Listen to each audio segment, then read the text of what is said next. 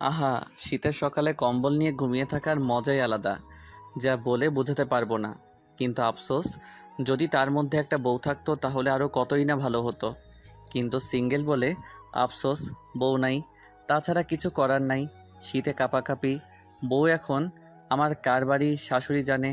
সেও মনে হয় আমার জন্য আফসোস করছে হয়তো। সো এখন কথা রেখে ছোট্ট করে পরিচয় দিয়ে ফেলি সবাইকে। আমি সাব্বির ইসলাম, বাবা মায়ের একমাত্র ছেলে থুক্কু। আর একটা বোন আছে, ছোট্ট। কিছু মনে করিয়েন না, আব্বা কি জানি করে ভুলে গেছি।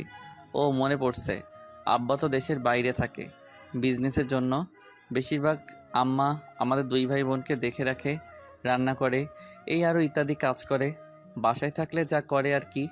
যাই হোক, আর কিছু কমু না। গল্পের সাথে থাকেন, সব কিছু আস্তে আস্তে জানতে পারবেন। এই শীতের সকালে কম্বল নিয়ে ঘুমিয়ে আছি, তখনই রুমে আম্মুর আগমন ঘটল। আর এসে চিল্লাতে লাগলো, সাব্বির, এই সাব্বির ওঠ। আর কত ঘুমিয়ে থাকবি? সকাল হয়ে গেছে। ওঠ, কোচিংয়ে যাবি না? আম্মু আমায় ধাক্কা দিয়ে বলল। তখন আমি ঘুম ঘুম চোখে বললাম, যাও তো আম্মু। চিল্লাচিল্লি না করে।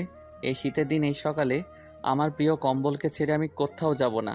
না, না, না। ধুর, তোর রাজারা ফালতু কথা রেখে ওঠ, কোচিংয়ে যা। 6টা বাজতে চলছে। না, আজ যাব না, তুমি যাও। কি? আমি যাবো তোর কোচিং করতে? যাও, একটু কষ্ট করো আমার জন্য, আমার লক্ষ্মী আম্মু। তুমি আমার বদলে আজ কোচিং করে আসো। শয়তান পোলা, উঠ বলছি, নয়তো মাইর দিব। তুমি যাও কোচিং করতে, আমি যাব না। এত সকালে শীত করে যেতে। তুমি যাও।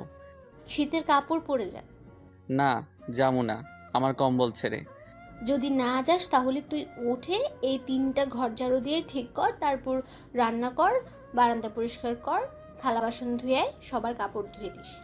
তখন আমি এটা শুনে লাফ দিয়ে উঠে পড়লাম আর বললাম, বাবারে বাবা, থাক থাক, আর বলতে হবে না। ছাইড়া দাও, এইগুলো আমি জীবনেও পারবো না। আমি যাচ্ছি কোচিং করতে, তুমি আর বোন করো। এখন যাবি কেন? আমি যাই তোর বদলে। হয়েছে, থাক, আর বলতে হবে না। আমি যাচ্ছি। হুম, জলদি যা। তখন আম্মু চলে গেল।